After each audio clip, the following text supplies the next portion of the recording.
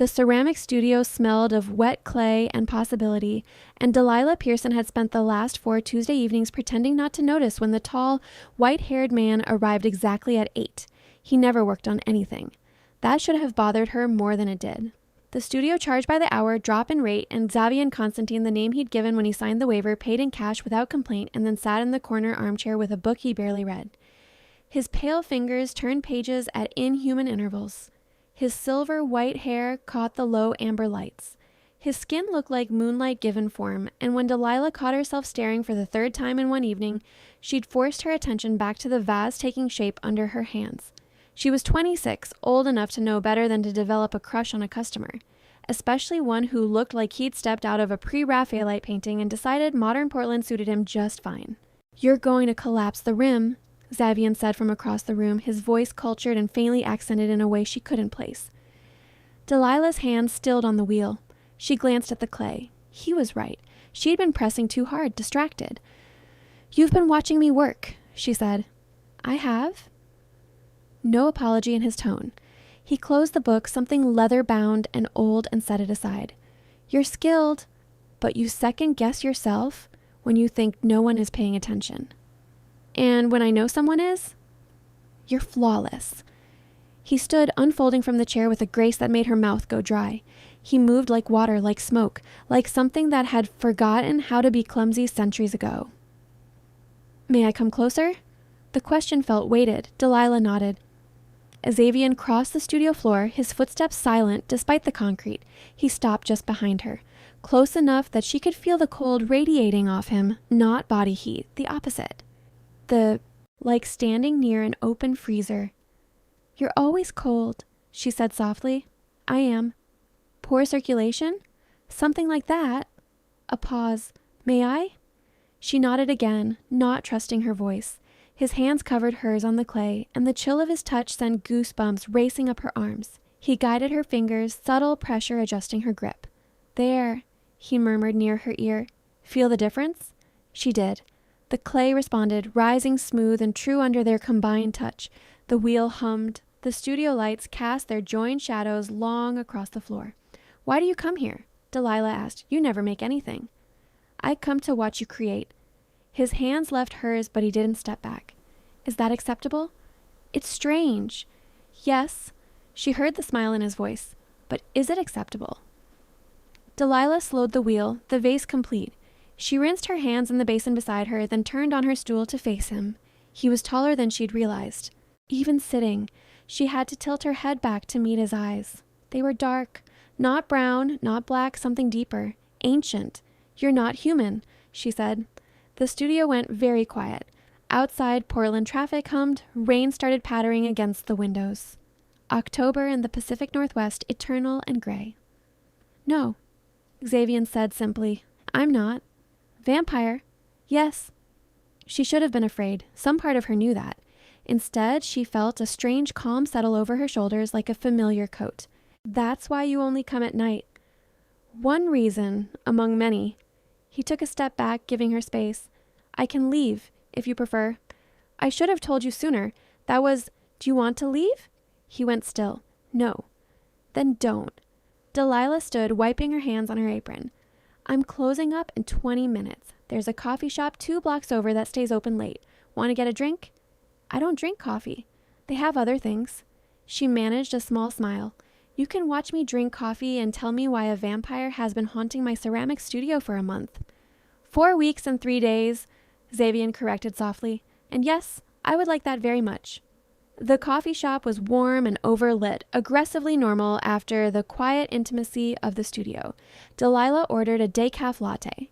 Xavian requested hot water with lemon, which the barista provided without comment.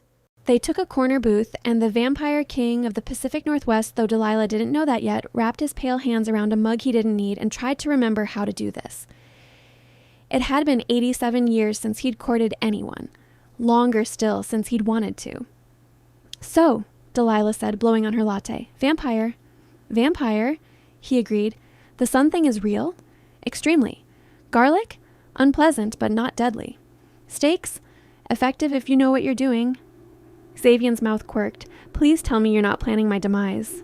"Not currently." She took a sip, studying him over the rim. Why ceramics? Why my studio? He'd known she would ask. He'd had weeks to prepare an answer. The truth still felt dangerous in his mouth. I was walking past in August, he said. The door was propped open because of the heat. I saw you through the window, working at the wheel. You were making a set of bowls. Your hair was tied back, and you had clay to your elbows, and you looked... He paused. Content, wholly absorbed. I haven't seen a human look that at peace in decades. So you've been watching me for 2 months? Yes. That should probably creep me out more than it does. Probably, Xavian agreed. I can stop. I didn't say I wanted you to stop. Delilah set down her mug. I just want to understand... You're what, 100 years old? 473. Her eyes widened. Jesus. Older than that? Yes. A startled laugh escaped her. The sound made something in Xavian's chest twist sideways. He'd forgotten what it felt like, making someone laugh. The simple human pleasure of it. And you've spent nearly 5 centuries doing what, exactly? Many things, most of which he couldn't tell her. Not yet. Perhaps not ever. I've been in Portland for 30 years. Before that, Vienna, Prague, St. Petersburg. I move when staying becomes complicated. Because you don't age. Yes. Delilah traced the rim of her mug with one finger, thoughtful. Do you have a job, or do vampires just accumulate wealth over centuries and live off investments? The latter, mostly. He allowed himself a slight smile. I do some consulting work, historical research, translation, nothing that requires daylight hours or much human interaction. Sounds lonely. It was. He didn't say so. What about you? Xavian asked instead. Delilah Pearson, ceramics teacher. What's your story? She shrugged. Less interesting than yours. Grew up in Eugene, got a BFA in sculpture, discovered I preferred functional pottery to gallery pieces, moved to Portland 3 years ago, started teaching at the studio. It's a good life. Quiet. You live alone? Yes, small apartment in Hawthorne. You? A house in the West Hills. He didn't mention it was a carefully restored Victorian with spelled windows and a basement entrance to the underground passages that connected to the court. Also alone. Their eyes met, held. The coffee shop chatter faded into pleasant background noise. This is going to sound insane, Delilah said quietly, but I feel like I've been waiting for you. Not you specifically, but something, someone. It's why I never minded you watching, why I looked forward to Tuesdays. She laughed, self-conscious. God, that sounds desperate. It sounds honest. Xavian's hands tightened on his mug. I told myself for weeks I was being a fool, that I should stop coming, stop indulging this fascination. But every Tuesday I found myself walking to your studio anyway. Why? The question beneath the question, why me? Because you create beauty without apology, Xavian said. Because you're kind to your students even when they're difficult. Because you hum while you work and you don't notice you're doing it. Because when you look at me, you see me, not the performance of humanity I've perfected over centuries. He paused. Because I'm 473 years old and I have never met anyone quite like you. Delilah's breath caught. That's too much, Xavian said immediately. I apologize. I'm out of practice at this. No. She reached across the table, caught his hand, her warmth against his cold. No, it's perfect. Can I ask you something? Anything. What happens now? It was the exact right question, the terrifying one. Xavian turned his hand over, lacing his fingers through hers. I would like to see you again, he said carefully. Outside the studio. Properly. If you're willing. Like dating. Yes. A human and a vampire. Yes. That's probably complicated. Extremely, Xavian agreed. I won't lie to you, Delilah. My world is dangerous. There are rules, politics, old grudges. Getting close to me could put you at risk. But you want to anyway? Yes. The admission felt like stepping off a cliff. Very much. Delilah squeezed his fingers. Then let's try. Slow, maybe. Careful. See where it goes. Slow, Xavian repeated, and something in his chest that had been clenched tight for 8 decades began, very gradually, to loosen. Yes, I can do slow. They started with walks. Portland in October was gray and gold, rain-soaked streets reflecting streetlights, leaves plastering themselves to sidewalks in wet mosaics. Xavian would meet Delilah after her evening classes, and they'd wander the city together, talking about everything and nothing, and She told him about her family, a brother in Seattle, parents retired in Arizona, a grandmother who taught her to make pie crust from scratch. He told her carefully edited stories about his travels, the changing shape of cities over centuries, the strange constancy of human nature. He didn't tell her he was a king. That would come later if they lasted, if he could figure out how to navigate the impossible politics of what he was starting to feel. On their fourth walk, Delilah asked about vampires. The real questions. Do you have to kill people? They were crossing the Hawthorne Bridge, the Willamette River, black and restless below. No, Xavian said. We need blood, but not death. There are donors, humans who provide willingly, for payment or other reasons. It's regulated, organized. Have you ever killed anyone? Yes. No point in lying. In the early years, before I learned control, and later when necessary. In defense, or, he paused, my world has violence in it, Delilah. I won't pretend otherwise. She was quiet for a long moment. But you're not a monster. That's a matter of perspective. No. She stopped walking, turned to face him. I mean it. You could have hurt me a dozen times by now. Could have used vampire powers or compulsion or whatever you have. You haven't. You've been nothing but honest and careful, and she smiled slightly. Kind of old-fashioned, actually. I'm old, Xavian said dryly. Fashioned accordingly. You know what I mean. She started walking again, and he fell into step. You're good, Xavian. Whatever else you are, you're good. He wanted to believe her. God, he wanted to. On their 9th date dinner, at a quiet restaurant where Xavian pushed food around his plate and Delilah pretended not to notice, she asked about vampire relationships. Do you date, fall in love, the whole thing? We can, Xavian said. It's rarer than you might think. When you live for centuries, most connections feel fleeting, surface. It takes something extraordinary to break through that. Have you fallen in love? The question he'd been dreading. Once, a very long time ago. Delilah's expression shifted, careful. What happened? She died. The words still hurt even after 87 years. She was human. I thought I could protect her. I was wrong. I'm sorry. It was a long time ago. That doesn't make it hurt less.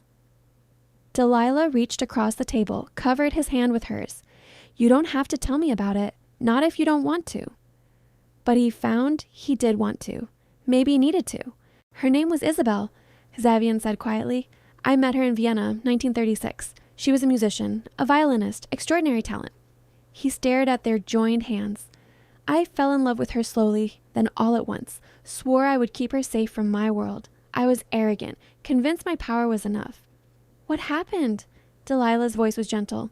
There was a challenge, a rival who wanted my position. He couldn't touch me directly, so he went after what I loved. Xavian's throat tightened.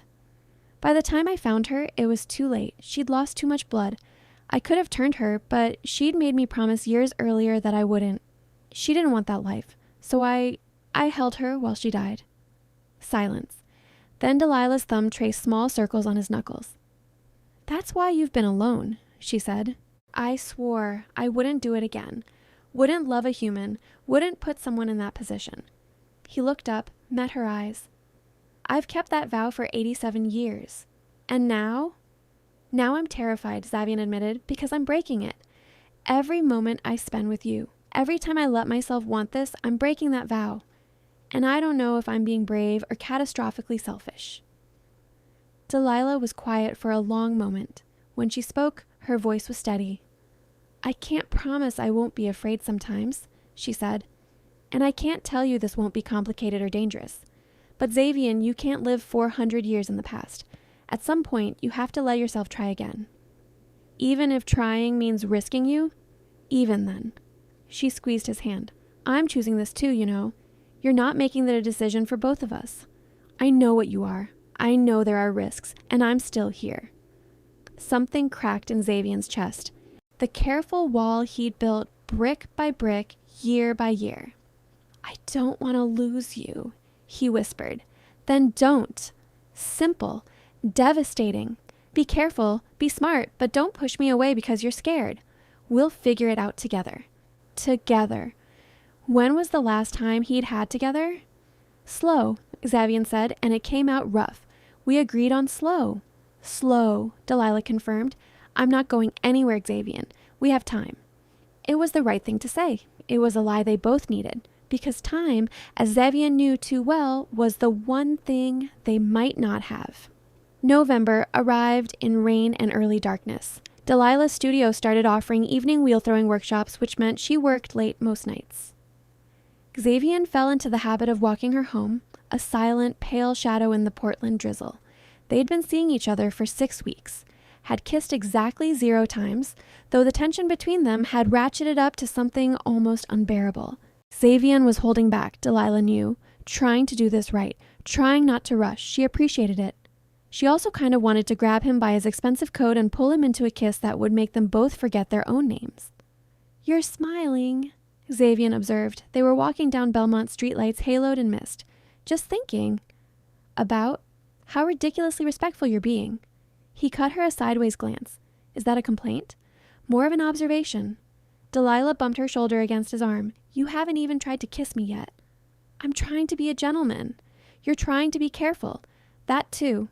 He caught her hand, laced their fingers together. His skin was cool, always cool, but she'd gotten used to it. Started to crave it. I don't want to rush this. Rush you.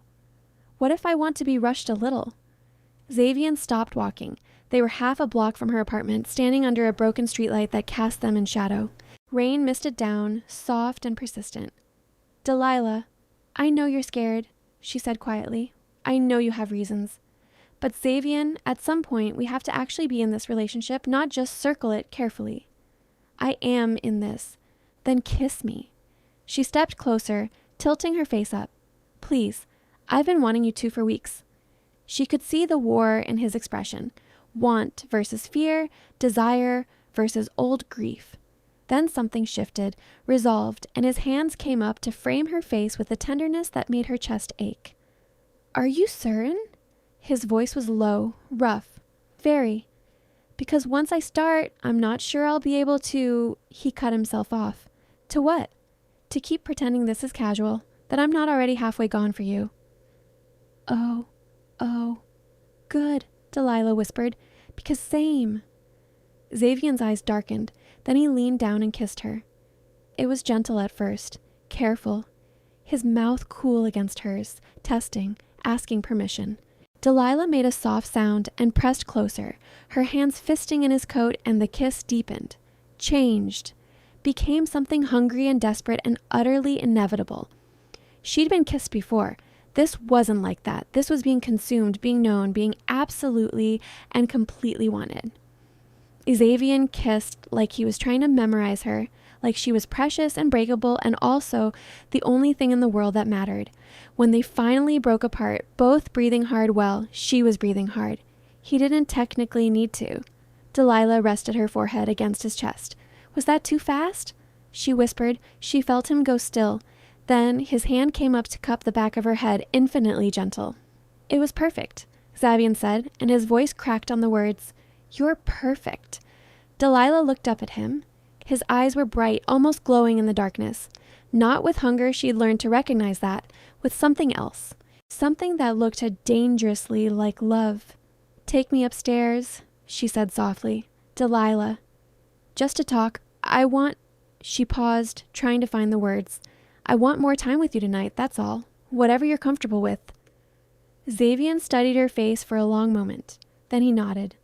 Her apartment was small and cluttered in the way of artists who brought their work home. Pottery in various stages lined the shelves. Sketches covered the fridge. The couch was buried under throw pillows and a quilt her grandmother had made. Xavian stood in the middle of it all, looking simultaneously out of place and exactly right. Tea? Delilah offered. I don't drink tea. Right, vampire. She put the kettle on anyway, needing something to do with her hands. You can sit, you know. You're not going to break anything. He sat gingerly on the couch, and she wanted to laugh at how careful he was being. This creature who'd lived for nearly 5 centuries perched on her secondhand furniture like he was afraid to take up space. The kettle boiled. She made chamomile, then came to sit beside him, tucking her feet under her. Tell me about your world, she said. The vampire parts. The things you've been editing out. Xavian was quiet for a moment, then, there's a court, an organized hierarchy. I'm highly placed within it. How highly? Very. She waited. He sighed. I'm the king. Xavian said quietly, of the Pacific Northwest Territory, have been for 214 years. Delilah blinked, set down her tea before she dropped it. You're a king.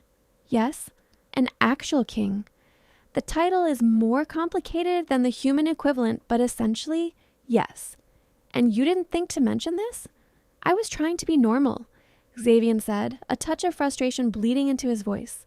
To have something separate from politics and power plays and the endless weight of responsibility. When I'm with you, I'm just myself.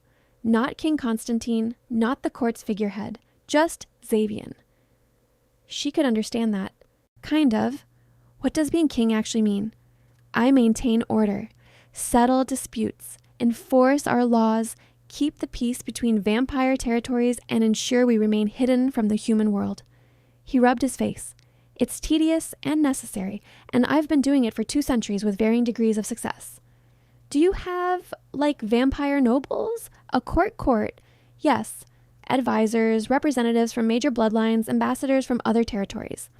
He looked at her sidelong. They're going to be a problem. Why? Because there are laws about humans, about relationships with them, especially for those of us in positions of power. Xavian's jaw tightened. I've been keeping you secret. Us? Secret. But that won't work forever. Delilah's stomach dropped. What kind of laws? Any vampire of noble rank who becomes involved with a human must declare them before the court within a season. 3 months. It's meant to protect both parties, the human from being used or discarded, the vampire from accusations of favoritism or security risks. And if you don't declare, you must renounce the relationship entirely. He turned to face her fully. The 3 months started the night I first spoke to you in the studio. We have, he paused, calculating. 5 weeks left. So you have to choose. Publicly claim me or end this. Yes. The word hung between them, heavy. What happens if you claim me? Delilah asked carefully. You become recognized as my consort, under court protection, which is considerable, but also under court scrutiny. Your life would change, Delilah. You'd be drawn into vampire politics whether you wanted to be or not. There would be expectations, dangers, people who would see you as leverage against me. Like Isabel. His expression shuddered. Yes, like Isabel. Delilah drew a slow breath. And if you renounce me, then this ends. We part ways. I'm forbidden from pursuing any further relationship with you. Xavian's voice went rough. It's meant to prevent vampires from keeping humans as secret playthings. A well-intentioned law that's currently making my existence hell. Because you don't want to put me in danger. No. But you also don't want to lose me. No, he whispered. I really don't. Delilah reached for his hand. How much time do we have to decide? 5 weeks until I have to make a formal declaration one way or another. Then we use that time. She squeezed his fingers. We keep seeing each other, keep figuring this out, and when the 5 weeks are up, we decide together. Both of us. Agreed? Xavian looked at her like she'd performed a miracle. You're not running. Why would I run? Because this is insane. Because I've just told you that dating me comes with vampire politics and mortal danger and a literal deadline. Yeah. Delilah smiled slightly. But you also just told me you don't want to lose me. And I don't want to lose you either, so we figure it out. Just like that. Just like that. She leaned in, brushed a soft kiss across his mouth. We have 5 weeks, Xavian. Let's not waste them being afraid. He kissed her back, slow and deep and grateful. When they broke apart, he rested his forehead against hers. I don't deserve you, he murmured. Lucky for both of us. That's not how this works. They spent the rest of the night talking. Xavian told her about the court, the elegant brutality of vampire politics, the strange mix of ancient tradition and modern adaptation. She told him about her dreams for the studio, her hopes to eventually open her own space, teach full-time. When dawn started graying the windows, Xavian reluctantly stood to leave. I'll see you Tuesday, Delilah asked from the doorway. And Thursday and Saturday. He caught her hand, pressed a kiss to her knuckles. Every moment you'll give me. That's a lot of moments. Good, Xavian said simply, and disappeared into the pre-dawn shadows. The next 3 weeks felt stolen, precious. Xavian and Delilah moved through them with the careful intensity of people who knew their time together carried an expiration date. He took her to the Japanese garden at night after it had closed, using vampire influence to slip them past security. They walked the paths in moonlight, her hand warm in his, and she told him about the pottery traditions of Japan, the reverence for imperfection, the beauty in simple forms. She dragged him to a late-night food cart pod and made him watch her eat pad thai, laughing at his wrinkled nose at the smell of garlic. They went to Powell's, got lost in the stacks, and Xavian bought her a stack of pottery books he'd watched her eye wistfully.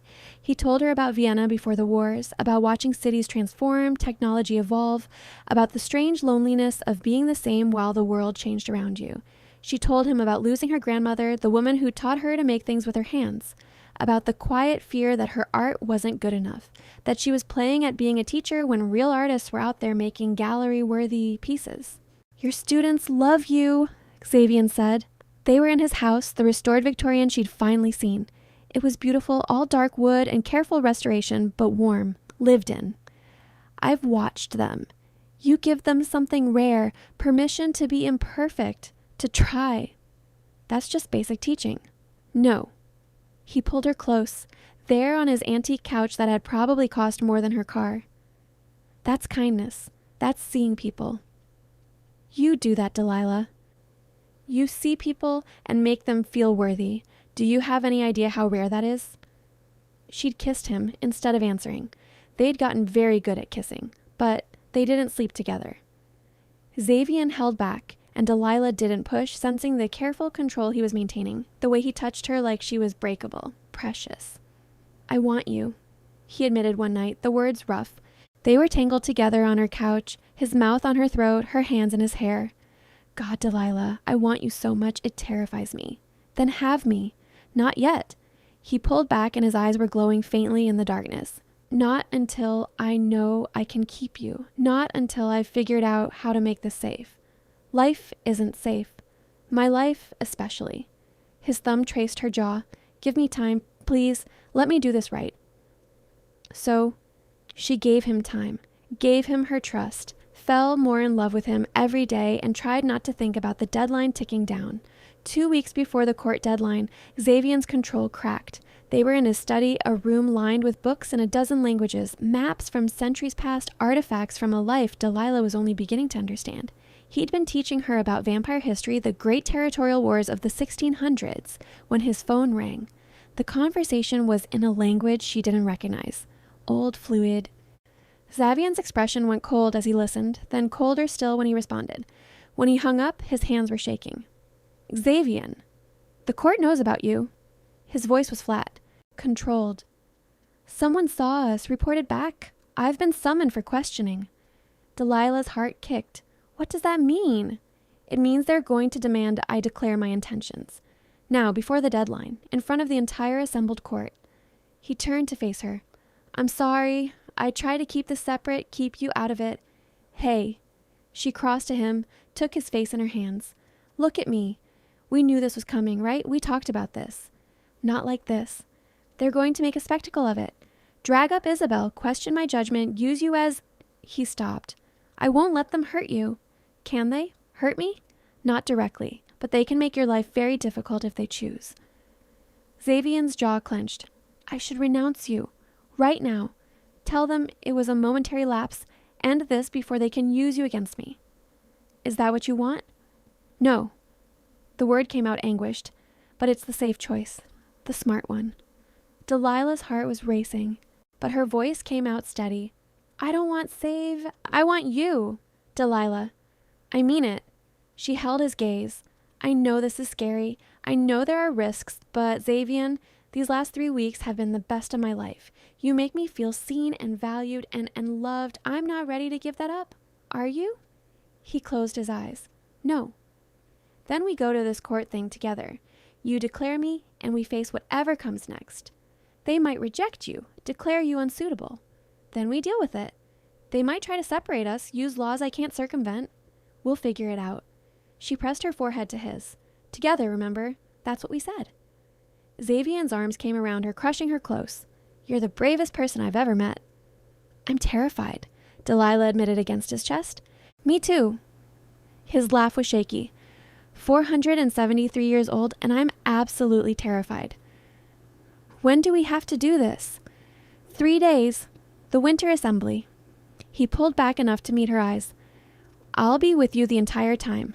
I won't let anyone touch you, threaten you. You have my word. I know. And she did.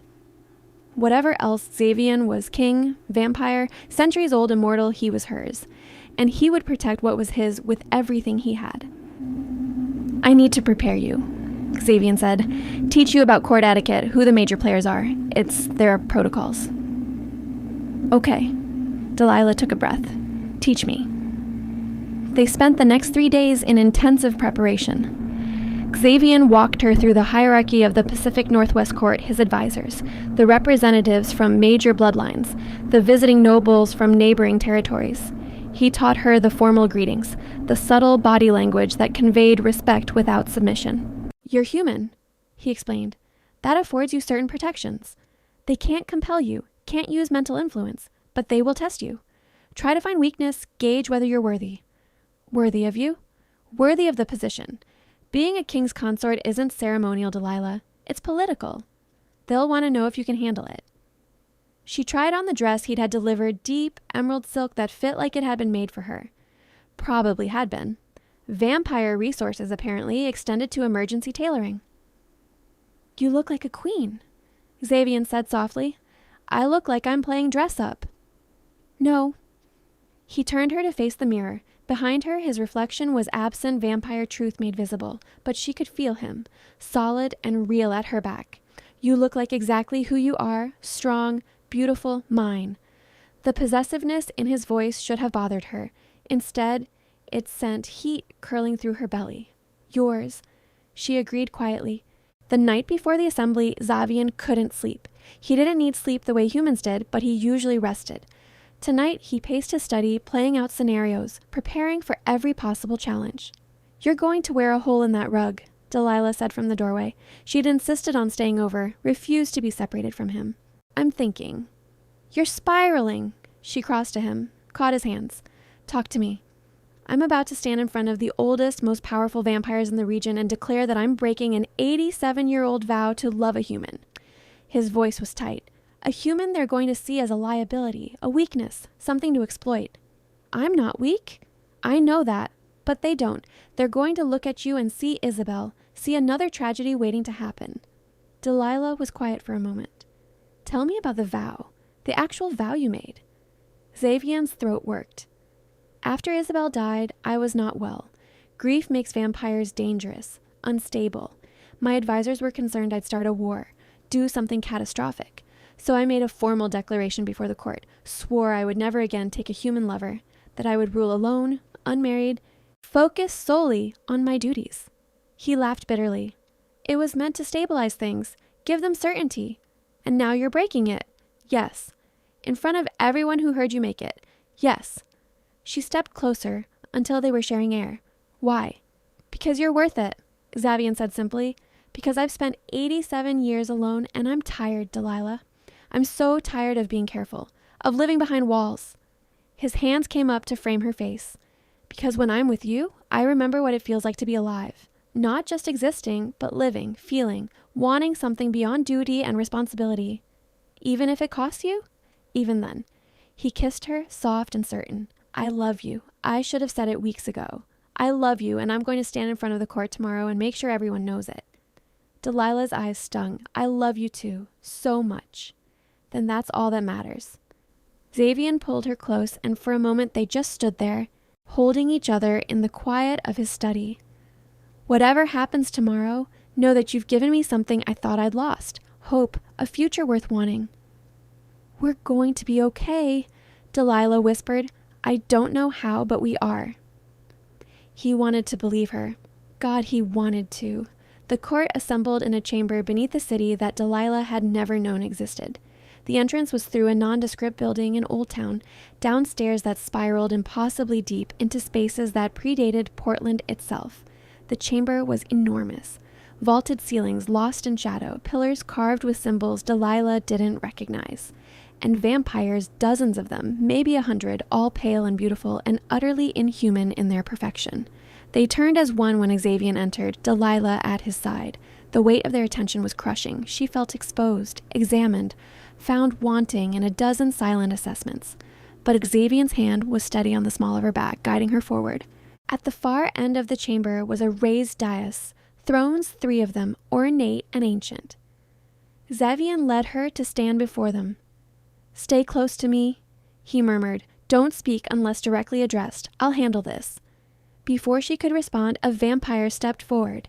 Female, white-haired and elegant, wearing a gown that looked like it cost more than Delilah's car. "King Konstantin," she said, her voice carrying through the chamber, "you've brought a guest." "I have, Lady Seraphine." Xavian's tone was formal, carefully neutral. "May I present Delilah Pearson, my consort?" A ripple went through the assembled vampires, whispers quickly silenced. Seraphine's eyes, pale gold, unsettling, studied Delilah with predatory focus. "Your consort? How unexpected." "Is it?" Xavian asked mildly.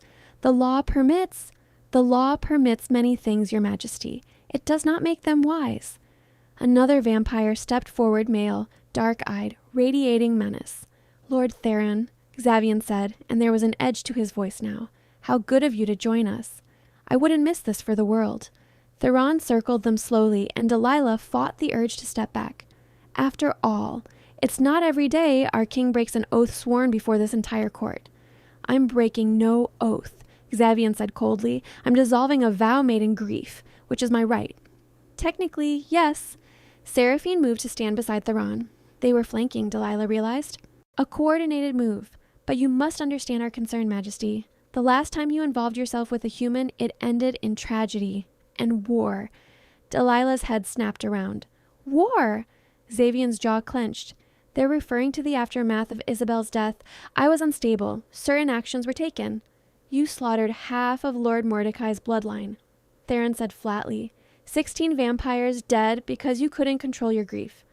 "They killed an innocent woman," Xavian bit out. "Under my protection, in my territory. I was well within my rights. You started a conflict that nearly split the Northwest Territories." Seraphine's voice rose. "You were uncontrolled, dangerous. That's why you made the vow. Xavian, to protect yourself, to protect us." "That was 87 years ago. I'm not that person anymore. Aren't you?" Theron gestured at Delilah. "Here you stand with another human, another potential tragedy, another excuse for violence if this ends badly." "It won't," Xavian said, but Delilah could hear the strain in his voice. "You can't promise that." A third vampire stepped forward, older looking than the others, white-haired and austere. "Lord Casimir speaks truth, young king. You gamble with more than your own heart." "Elder Vittorio." Xavian inclined his head respectful. "I appreciate your concern, but my personal life is political the moment you involve the throne." Vittorio finished. "You know this. Your consort becomes a target, a weakness your enemies will exploit. Then I'll deal with them." The temperature in the chamber seemed to drop. Xavian's power rolled out, palpable and cold. "Anyone who threatens what's mine will answer to me." "Spoken like a lovesick fool," Theron said. "Enough." The voice came from the central throne. A vampire rose ancient, commanding, his presence filling the chamber. Delilah didn't need to be told this was someone important. "King Konstantin has invoked his right to declare a consort. The law is clear." "High Lord Erasmus," Xavian said, and there was relief in his voice. "Thank you." "Don't thank me yet." Erasmus descended from the dais, approached them. His eyes silver, unnervingly bright, fixed on Delilah. "You, human. Do you understand what you're accepting?" Delilah's mouth was dry, but she met his gaze. "I think so." "You think?" Not a question. "Let me clarify. As King Konstantin's declared consort, you become a recognized figure in vampire politics. You will be under constant scrutiny. Your life will be subject to court oversight. Your movements, your associations, even your family may be investigated for security purposes." He paused. "And should the king fall or be overthrown, you become forfeit. Do you understand?" "Forfeit?" Delilah's voice cracked. "Killed," Erasmus said bluntly, "to prevent knowledge of our world from spreading. It's harsh, but necessary." Horror washed through her. Xavian's hand found hers squeezed tight. "That won't happen," he said. "You can't guarantee that." Erasmus looked between them. "I ask again, human. Knowing the risks, do you accept this position?" Delilah looked at Xavian, really looked at him, saw the fear in his eyes, the desperate hope, the love he wasn't bothering to hide. She thought about her quiet life, her studio, the safety she'd built. Then she thought about Tuesday evenings watching him watch her work, about walks in the rain and conversations that lasted until dawn, about the way he looked at her like she was his entire world. "Yes," Delilah said clearly, "I accept." The chamber erupted. Voices raised in protest, argument. Seraphine looked furious. Theron was already turning away, dismissive, but Erasmus smiled, faint, but there. "Very well." He raised a hand, and silence fell. "King Konstantin has made his declaration. Delilah Pearson is recognized as his consort under all protections and restrictions that entails." He turned to Xavian. "You understand this dissolves your prior vow?" "I do." "And you accept responsibility for her safety, her integration into court society?" "Completely." "Then it's done." Erasmus returned to his throne. "The Winter Assembly recognizes Delilah Pearson as consort to King Konstantin. Let it be recorded." Xavian's relief was palpable. He turned to Delilah, and his smile was shaky. "It's done. You're safe. You're mine, and it's not quite done," Seraphine said, and there was something sharp in her voice. "There's still the matter of fitness." Xavian went still. "What?" "The human may have accepted, but the court must approve." She looked at Erasmus. "Surely you're not waiving the trial?" Silence, heavy and terrible. "What trial?" Delilah asked. Xavian's face had gone ashen. "No, absolutely not. It's traditional," Vittorio said quietly. "When a noble declares a human consort, the court may demand a trial of worth, to ensure the human is capable." "Capable of what?" Delilah demanded. "Surviving us," Theron said bluntly. "Not all humans are suited to this world, girl. The trial tests your strength, your will, whether you'll break under pressure or endure." "It's barbaric," Xavian said, "and optional." "Erasmus, you can't. I can." The High Lord's expression was grave. "Lady Seraphine has invoked her right as a senior court member. The trial is her prerogative." "Then I refuse it on Delilah's behalf." "You can't." Seraphine's smile was sharp. "Only the human can refuse. And if she does, the declaration is void." It was a trap. Delilah saw it clearly. Refuse the trial, lose Xavian, accept it, and what? What was this trial? "What does it involve?" she asked. "Nothing that will kill you," Erasmus said. "You have my word on that. But it will be difficult. You'll face challenges designed to test your mental fortitude, your ability to withstand vampire influence, your courage." "How long?" 3 nights, 3 trials. Pass all 3, and you're confirmed as consort. Fail even 1. "And the declaration is void," Delilah finished. "I understand." "Delilah, no." Xavian caught her shoulders. "You don't have to do this. We'll find another way." "There is no other way." She touched his face, gentle. "They're not going to accept me otherwise, are they? This is the price." "It's too high." "That's not your call." She smiled, trying for brave. 3 nights, 3 trials. I can do that." "You don't know what they'll throw at you." "No, but I know you'll be there when I come out the other side." She turned to Erasmus. "I accept the trial." The High Lord nodded slowly. "Very well. The trial will commence tomorrow at sunset. Until then, King Konstantin may prepare his consort as he sees fit." He stood, and the court rose with him. "This assembly is concluded." The vampires began to file out, some casting curious glances at Delilah, others looking openly hostile. When the chamber had mostly cleared, Xavian pulled her into his arms. "I'm sorry," he whispered against her hair. "I'm so sorry. I should have anticipated this." "It's okay." "It's not. Seraphine did this deliberately. She's always opposed human-vampire unions. This is her way of—" He stopped. I can't lose you. Not to this." "You won't." Delilah pulled back, met his eyes. "Tell me what to expect. Help me prepare. We have until tomorrow sunset, right?" "That's not enough time." "Then we don't waste it." She took his hand. "Come on. Let's go somewhere we can talk." They returned to his house as dawn was breaking. Xavian led her to the library, poured her tea she didn't drink, and began explaining. "The trials are old," he said. Ancient, really, designed centuries ago when vampire-human relationships were more common. The idea was to ensure humans weren't being coerced or manipulated, that they understood what they were choosing. What kind of trials? It varies. The court gets to design them, which means Seraphine will make them as difficult as she's legally allowed. He ran a hand through his hair. The first trial is usually mental. They'll try to frighten you, show you illusions or visions meant to break your will, make you doubt. Doubt what? Me. Us. Your choice. His expression was bleak. They'll use your fears against you, show you worst-case scenarios, try to convince you that loving me will only lead to pain. I can handle that. Can you? Xavian turned to face her fully. Delilah, they're going to show you me at my worst. The violence, the darkness, things I've done, things I'm capable of. It won't be pleasant. I'm not expecting pleasant. She reached for his hand. I'm expecting hard. But Xavian, I've already decided I know the risks. Seeing them played out in scary vampire visions isn't going to change my mind. You say that now. I'll say it tomorrow, too. She squeezed his fingers. What are the other trials? The second is usually physical. Not combat, but endurance. They might lock you in darkness, test how long you can go without food or water. It's meant to simulate the hardships you might face in our world. How long? No more than 24 hours, by law, but it will feel longer.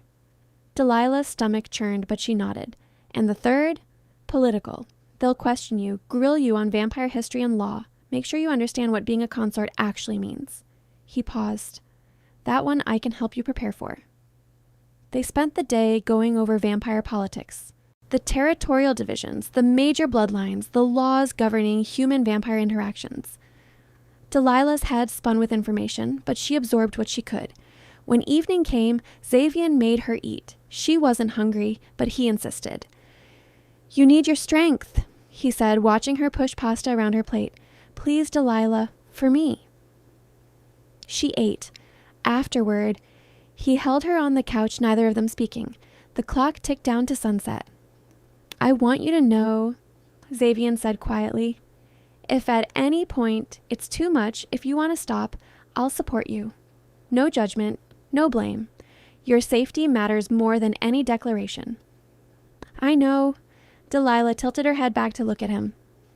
But I'm not going to stop.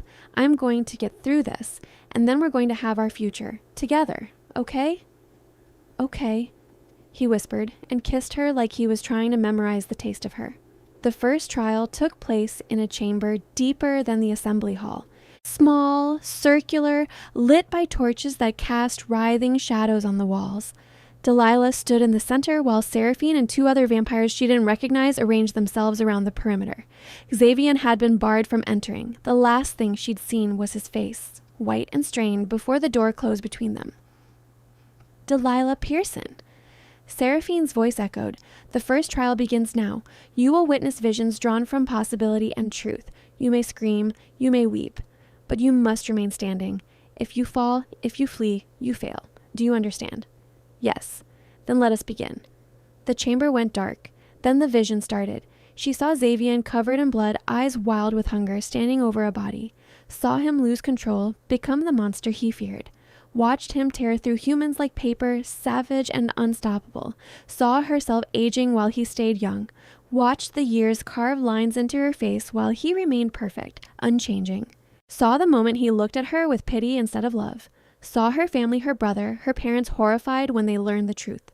Saw them turn away from her, disgusted, frightened. Saw Isabel, the woman Xavian had loved before, bleeding out in his arms. Then saw herself in the same position, dying while the Xavian screamed. The visions came faster. Her studio burning, her students afraid of her. Xavian being overthrown, dragged away while she was powerless to stop it. Every fear she'd carefully avoided thinking about, every worst-case scenario, played out in vivid, terrible detail.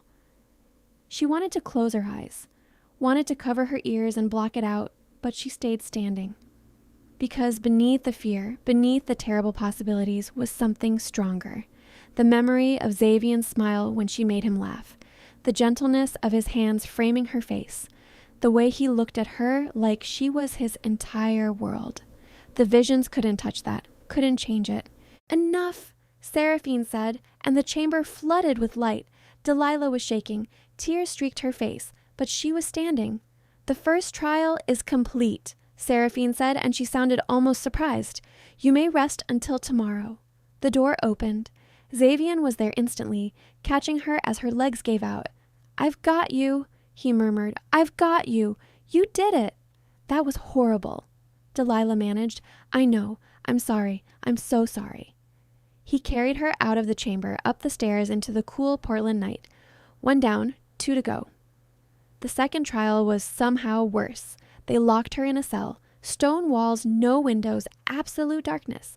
Left her there with a single candle that burned down to nothing within an hour. No food, no water, no sense of time. Delilah sat with her back to the wall and tried to stay calm. Tried not to think about the darkness pressing in, the silence, the way hunger started gnawing at her stomach after what felt like hours, but might have been minutes. She sang to herself, went through pottery techniques in her head, recited what she could remember of vampire law, thought about Xavian. The darkness became oppressive, suffocating. She started seeing things in it, shapes that moved, sounds that might have been whispers or might have been her imagination. At one point, she was sure she heard screaming, later laughter. Her throat was dry, her stomach cramped, the coals seeped into her bones. She lost track of time entirely. Had it been hours, days? Was anyone coming? Panic clawed at her throat. She fought it down. Xavian was waiting. She just had to endure. When the door finally opened, light flooded in, blinding. Delilah threw up her arms, squinting. 23 hours, Vittorio's voice said. Well done, child. The second trial is complete. Delilah tried to stand and couldn't. Her legs wouldn't cooperate. Strong hands caught her, not Xavian, some other vampire, and carried her out. Xavian was there in the corridor, looking haggard. 2 down, he said, gathering her close. 1 more, just 1 more. Water, Delilah croaked. He had a bottle ready, helped her drink. Slow, not too fast. I'm okay, she managed. I'm okay. She wasn't, really, but she would be. The third trial was almost anticlimactic after the first 2. They sat her at a table in a formal chamber. Erasmus, Vittorio, and Seraphine took seats across from her, and for 3 hours they asked questions. Vampire history, territorial law, the responsibilities of a consort, hypothetical scenarios about political situations, how she would handle various challenges. Delilah answered as best she could. Drew on everything Xavian had taught her, everything she'd absorbed. When she didn't know something, she said so rather than guessing. Seraphine was merciless, picking apart her answers, but Delilah held her ground. Finally, Erasmus raised a hand. Enough. The third trial is complete. He looked at Delilah with something that might have been respect. You've passed, Delilah Pearson, all 3 trials completed. The court recognizes you as fit to be King Konstantin's consort. Relief crashed through her so hard she nearly sobbed. Thank you, she managed. Don't thank us yet, Seraphine said. You've won the right to stand beside him. Now comes the hard part, actually doing it. I will, Delilah said. Whatever it takes. The vampire woman studied her for a long moment. Then, surprisingly, she smiled, small but genuine. Perhaps you will, she said. The court will reconvene in 1 week for the formal bonding ceremony. Until then, rest, recover. You've earned it. Delilah was dismissed. Xavian was waiting outside, and the moment she saw him, she started crying. It's done, she said into his chest. It's done. I passed. I know. He held her so tight she could barely breathe. You were magnificent, so brave. I'm so proud of you. I just want to go home. Then let's go home. He took her back to his house, ran her a bath, sat with her while she soaked away the aches and exhaustion. When she finally emerged, wrapped in his robe, he had soup waiting. Eat, he said gently. Then sleep. We have time now. 1 week until the ceremony. Yes, the formal bonding, it's mostly ceremonial. You'll be presented to the full court, we'll exchange vows, and then you're officially recognized. He brushed hair back from her face. After that, you're protected. Truly protected. No one can challenge our bond. Good. Delilah leaned into his touch. I don't think I could handle another trial. You won't have to. I promise. He kissed her forehead. I'm going to spend the rest of our lives making sure you never regret this. I won't, Delilah said. Regret it. I love you, Xavian. That's not changing. I love you too. His voice cracked. More than I thought I was capable of. More than I've loved anything in centuries. They stayed up talking until dawn, then Delilah finally crashed. Slept for 14 hours straight, dreamless and deep. When she woke, Xavian was sitting beside the bed, reading. He looked up when she stirred, and his smile was soft. "Good evening," he said. "How long was I out?" "Long enough." He set the book aside. "How do you feel?" "Sore, hungry, but okay." She stretched, wincing. "When do I have to go back to normal life?" "Whenever you're ready. I've already called the studio, told them you're taking the week off. Family emergency." "You're very efficient." "I'm very worried about you," Xavian corrected. "The trials where I hated every moment of not being able to help. But I got through them." Delilah sat up, reached for his hand. "We got through them. Together, even when we were apart." "Together," he repeated, and something in his expression eased. "I'm not used to that. Having a partner, someone who..." He paused. "Someone who chooses to stand beside me, not because they have to, but because they want to." "Get used to it." She pulled him down for a kiss. "Because I'm not going anywhere." The week passed in a blur of preparation. Delilah met with vampire tailors who created a gown for the ceremony, white silk and silver thread, elegant and simple. Xavian coached her on the ceremony itself, the vows they would exchange. "It's binding," he explained, "not magically, but politically. Once we're bonded in front of the court, we're recognized as a unit. My enemies become yours, my allies yours. It's permanent." "Good," Delilah said. "I like permanent." Her family called. She told them carefully edited versions of the truth that she'd met someone. It was serious. There would be a ceremony. They were surprised but happy for her. She promised to visit soon, introduce them to Xavian properly. "We'll figure that out," Xavian said when she mentioned it. "Your family deserves to know you're safe, happy. They're going to know something's weird about you. I'm very good at seeming human. You're very good at a lot of things." Delilah kissed him.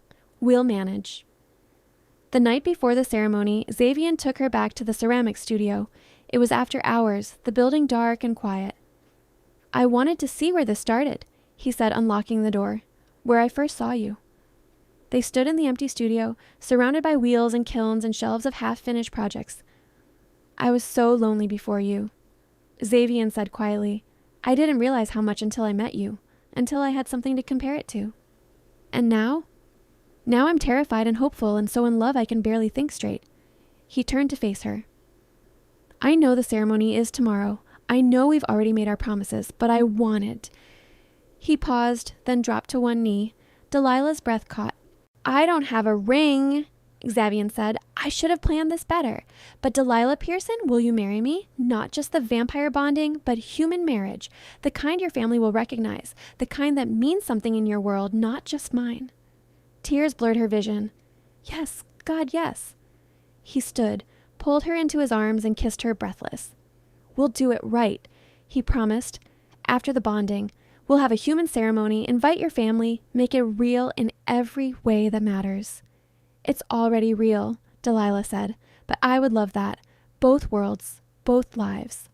"Both lives," Xavian agreed. "Together."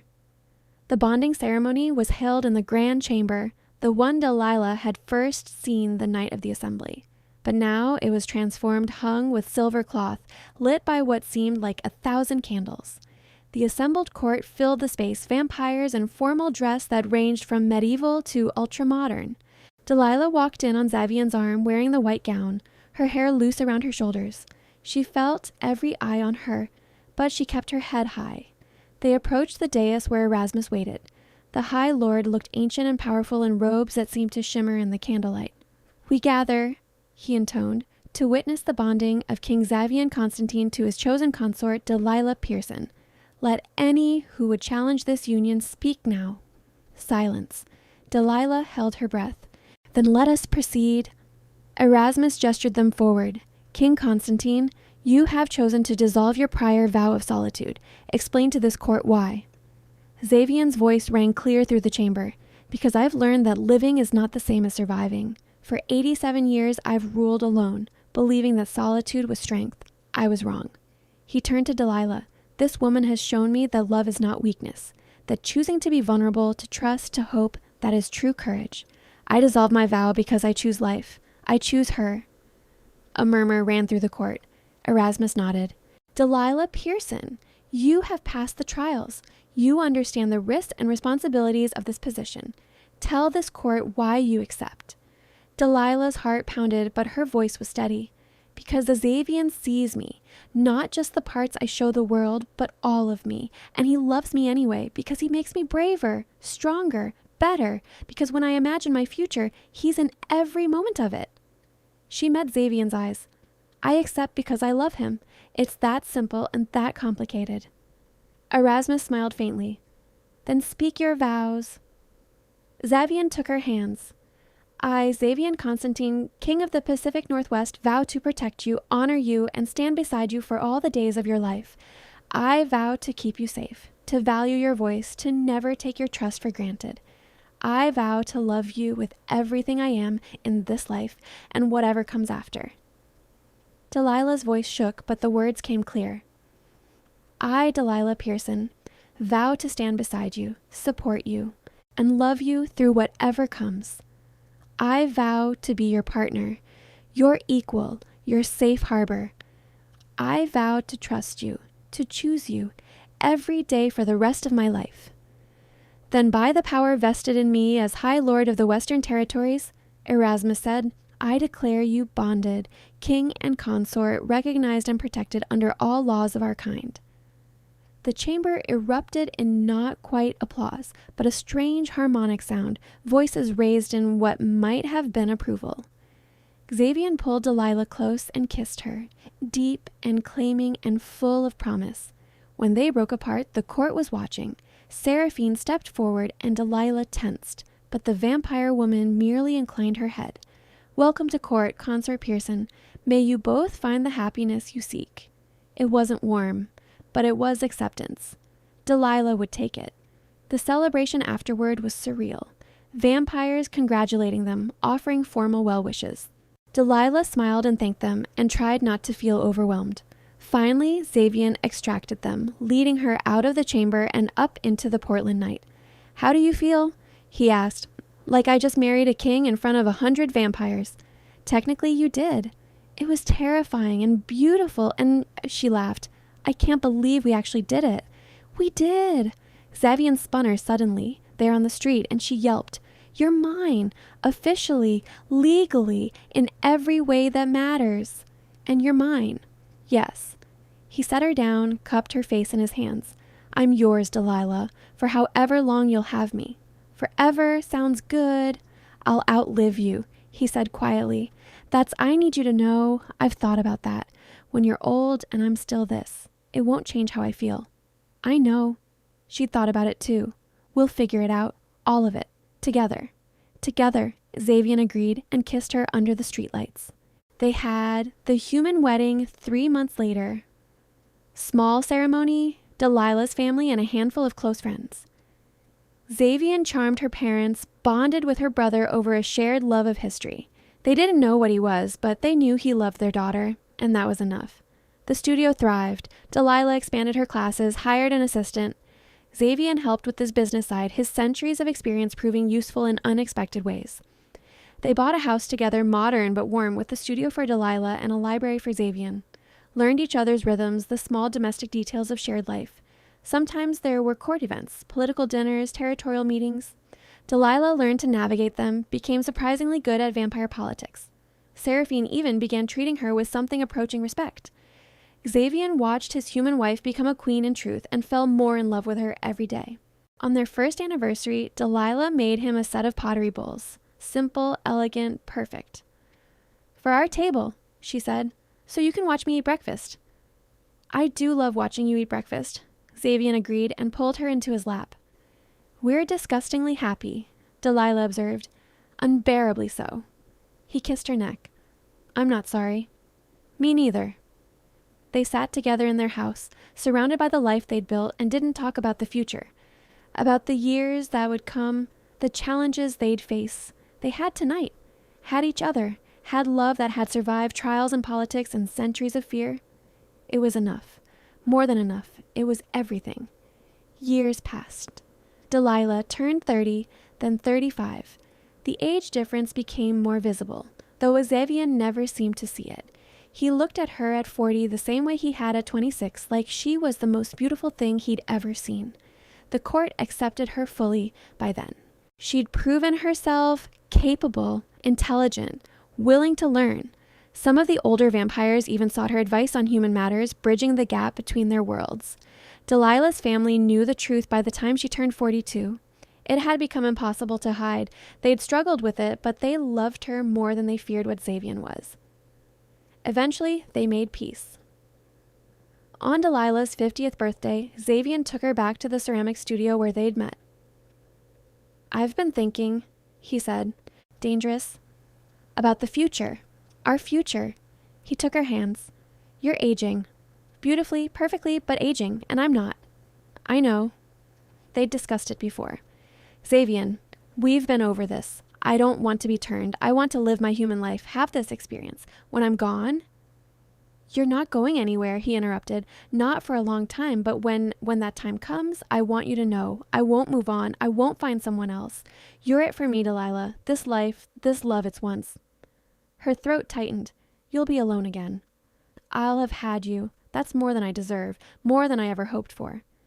He kissed her forehead.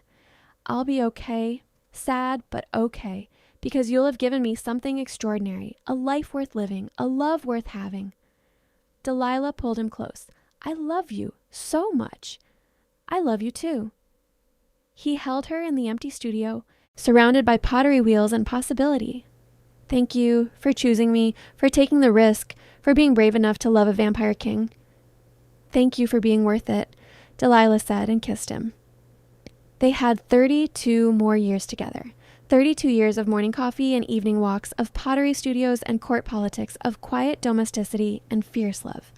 When Delilah died at 82, surrounded by family with Xavian holding her hand, her last words were, "It was perfect." Xavian ruled for another 2 centuries after that, never took another consort, never loved again. But he didn't regret it. Not for a moment, because he had had Delilah, had loved her and been loved in return, had broken his vow and found something better than safety. He'd found life, real, messy, beautiful life. And in the end, that was everything. The memory of her smile sustained him through the long years. The pottery bowls she'd made still sat on his table. Her studio, preserved exactly as she'd left it, became a place he visited when he missed her most. The court never pressured him to bond again. They'd seen what he and Delilah had built, a partnership that transcended the boundaries between their worlds. It had changed the court, opened possibilities that hadn't existed before. Other vampires began declaring human consorts. The trials were reformed, made less brutal. Delilah's legacy lived on in the changes she'd quietly championed. On what would have been their 100th anniversary, Xavian stood in the old ceramic studio. It had been preserved as a historical site, a museum to human vampire relations. "I miss you," he said to the empty room. "Every day, but I'm grateful for every moment, every Tuesday evening, every kiss." He smiled. "You asked if it was too fast. That first time, it wasn't. It was exactly right. Everything about us was exactly right." The studio held his words, quiet and sacred. Xavian Konstantin, Vampire King, had loved a human woman, had chosen vulnerability over safety, hope over fear, had lived instead of merely existing. And though she was gone, though he would walk through centuries without her, he carried her with him. In every decision, every kindness, every moment, he chose to stay open instead of closing off. She had changed him, saved him really, and he would spend eternity being grateful for the gift she'd given him, the chance to love and be loved completely. That was the story of the Vampire King and his human consort, of slow burn love that had been worth every risk, of choosing each other again and again until death parted them. But even death couldn't erase what they'd built. The love remained perfect and eternal, just as she'd been, just as they'd been together. Perfect.